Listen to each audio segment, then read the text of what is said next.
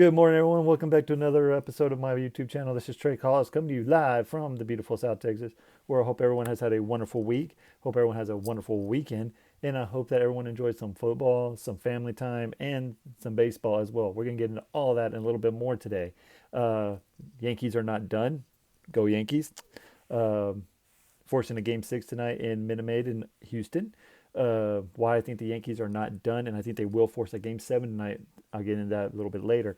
Also, is it a must win for both the Eagles and the Cowboys Sunday night? I'll talk a little bit about that. And who is the best team in college football right now? Is it Ohio State, who hasn't played anybody? Alabama hasn't played anybody. Or is it LSU Tigers, who is number two in the AP rankings right now? And they played Texas, and they also played Florida. Both look very dominant in their wins. Could it be them? I'll let y'all know what I think here in a little bit as well. But let's not waste any more time. Let's get right into it. Let's talk about what everyone's probably talking about is the American League Championship Series of Major League Baseball. Right now, you have the two dynamic offenses and pitching of the Houston Astros and the hitting of the New York Yankees. Something's got to give. Right now, it looks like the Houston Astros are up 3-2. But remember, this easily could have been the other way around, where the Yankees could be up 3-2, or even won the series. Remember, game two, it was tied up all the way. Yankees had runners on scoring position, failed to capitalize. In fact, that's been the story of the series so far: is runners in scoring position. In game four, how many runners did the Yankees leave on base? I know twice they left bases loaded. They left it on third and second with two outs, and the hitters have struck out. I think that was Sanchez and Inconscient, whatever, Edward Inconscient. And you knew what I'm talking about. I'm sorry, it's a little early in the morning, but the Yankees showed me something yesterday that I thought is telling. Get after Justin Verlander and Cole early, as they're not in rhythm yet. They failed to do that against Greinke. Uh, If they would have done that against Greinke, the Yankees would probably be up 3-2 right now and be a whole different situation. But at the same time, tip the hat to Justin Verlander and Greinke and Cole for all the pitching the masterful pitching that they do. Yankees have yet to figure it out, and they were getting a little bit antsy. And last night, what calmed them down was, I think, the MVP for the Yankees this whole entire season, DJ LeMahieu, hitting that home run set after being down 1-0 after Sanchez once again misplays a dirt ball. So, that being said, the Yankees tonight, since they got to Verlander early and they let Paxton get in rhythm, and went deep into the late of the ball game in the seventh inning, set up a bullpen game for them. So the Yankees' depth bullpen is elite, and as long as they're not hesitant and not scared of the situation tonight, I think they're a lot better than the Houston bullpen.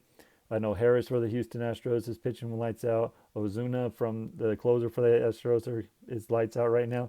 But throughout top to bottom, the Yankees have the bullpen check mark. So that being said, I think the Yankees can pull it out tonight. Will they? Because it is in Houston. It's kind of a scary situation. But anything can happen, right? You saw the Red Sox come down 3-0 in 2004 against the Yankees. We've seen 3-1s come back from Golden State Warriors. I mean, anything's possible. Both teams got back early in Houston early this morning. Got a play tonight, so it's going to be a fun game to watch. I hope everyone's going to tune in and see. For Major League Baseball standpoint, I think they wanted to go 7 just because they don't want no games played from now till Tuesday. They needed to go 7, and they need for the ratings, because this series right now is anyone's for the taking. Even though the Astros were up 3-2, I still think the Yankees can come back and tie the series tonight, and it's anyone's game in Game 7. So that's my take. I still think the Yankees still have a slight chance in it, but they have to get a hot start tonight, take that crowd out of it, because that crowd's going to be rampant tonight. They're going to be electric. They're going to be phenomenal. So you got to take the crowd out early. Either with Torres got to get his bat swinging. Stanton, you need to take him out of line. Sanchez needs to go. I'm sorry, Sanchez is not done. I know he hit a 2-run home run the other night, but he's just not seeing the ball particularly well at all.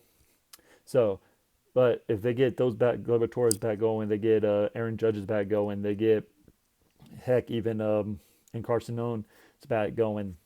This team is lethal and could be anybody at any given time, and they can score as many runs as they want to whenever they flip on that switch if it ever comes on.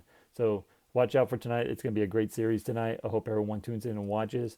Get all your family activity out of the way early because there's really no good college football games on today. So that being said, Yankees Astros Game 6 at Minute Maid in Houston at 7 o'clock. Be there. Watch it. It's going to be one heck of a ride. I want to shift to this and get to a little bit of who I think the best teams in college football are right now. Everyone's going to say LSU, and with good reason, right?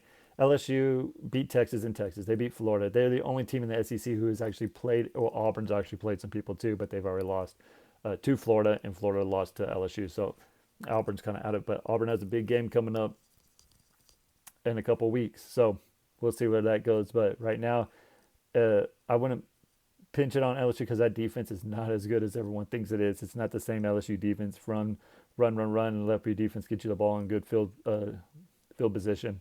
That's not the same LSU team anymore. They're relying on their offense, which is scary in every instance.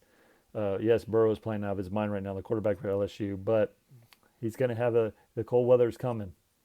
So they're not going to be, all those passes aren't always going to be there, and the run game needs to step it up. But right now, I'm sorry, even though they haven't really played anybody yet, Ohio State looks like the best team to me. I'm sorry. I mean, they're demolishing their competition, even though they haven't played anybody yet.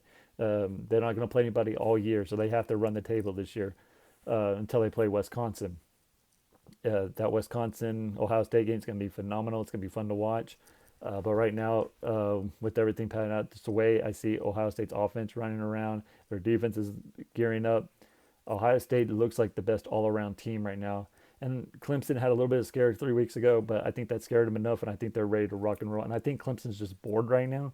I think Clemson's the second best team in the nation. I just think they're bored and just getting ready because our ACC, Clemson's the only team ranked in the ACC.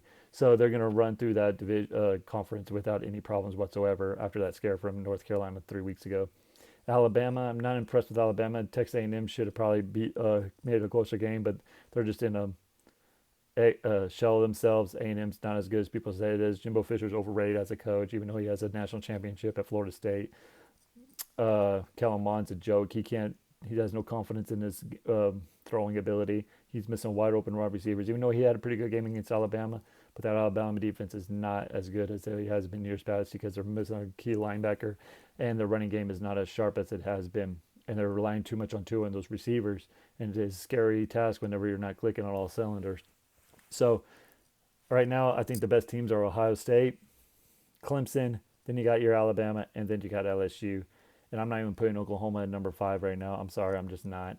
I'm not impressed, even though they did beat Texas. Everyone says their defense is phenomenal and a lot better than it was last year. It is a lot better than it was last year, but let's give it a break. Texas did not play their A game against Oklahoma. Their offense looked atrocious. They looked mind blown. They looked scared. They looked tentative. They looked everything a bit. And I'm just not impressed with anyone from the Big 12 this year. I was wrong about that division. Big 12 is not going to have a Final Four team this year. I think your Final Four teams are going to be LSU, Ohio State. I take that back. The winner of the LSU-Alabama game, Clemson, Ohio State, and then you have, I don't know. If Oklahoma does run the table, they could be. If Oklahoma does get undefeated throughout the regular season, they will be in the Final Four. But I think that right now, I think Texas is lipping at the chop to come back and beat them in the Big 12 championship game. If that happens, and they're out, so it's going to be the top. I know for 3 teams for sure, it's going to be LSU. I think it's going to be LSU, Alabama, and Clemson and Ohio State, just because committee's biased against the SEC, and they're always going to get 2 teams in, which I don't understand why, because they don't play anybody outside their conference. LSU does, but that's the only team that does. So that's my 4 teams right now. Right now I have Ohio State, then Clemson, then Alabama, then I'll put LSU in there. Until someone beats Alabama and Clemson, no one's gonna change my mind otherwise. Let's shift to the NFL, last segment of the day. NFL right now is in a mindset of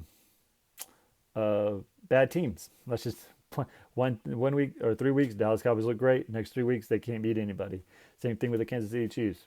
They're unbeatable on offense, lose 2 games at home. Los Angeles Rams, the Super Bowl representative for the NFC last year, lost three in a row. They went out and got Jalen Ramsey from the Jaguars. Um, Patriots don't look as good, even though they're undefeated. They haven't played anybody. Bills probably should have beat them in week 3 or 4, whenever they played.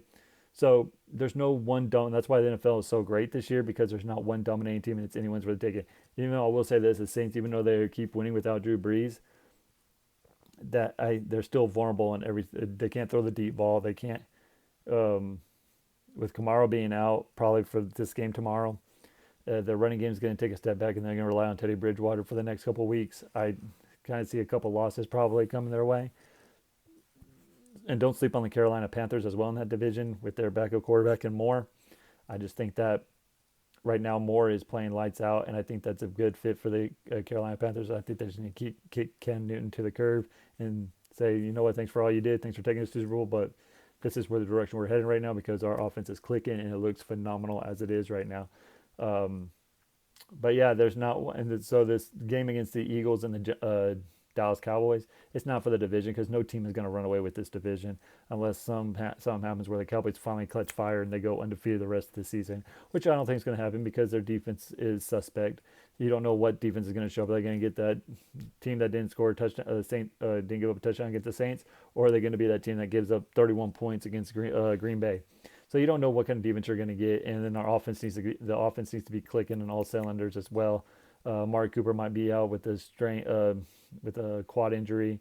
You got your two tackles coming back, Tyron Smith and Lionel Collins coming back, hopefully this week. So that'll help out Dak Prescott on the offensive line in that running game. But you just got to run the ball, pound the ball, even though that might sacrifice a couple punts in the beginning of the game. But it's going to wear that defensive line, where Zeke's going to eat up those yards come the fourth quarter on Sunday night. So no, it's not a must win for either one of these teams. I think both these teams are going to be in the hunt come week 16, 17. But at the same time, I think it is a must win for the Dallas Cowboys, just because they lost 3 in a row and they don't want to go in their bye week on a 4-game losing streak, and then the whole world is crashing down on them. Uh, but as it stands right now, I still have Dallas winning that division. I think they're the better team. I think Carson Wentz is overrated by every stretch of the imagination. He misses wide open wide receivers all the time. Yes, his wide receivers drop balls as well, but I just think that Carson Wentz is not as good as everyone says he is. And I think that Dak Prescott in that system is a better quarterback and a better leader on the team than what Carson Wentz brings to the Eagles. But that's my hot takes for the day, guys. I appreciate y'all listening. Remember, if you have any comments or questions, just leaving a comment on below and get back to me, and I'll be love to answer them.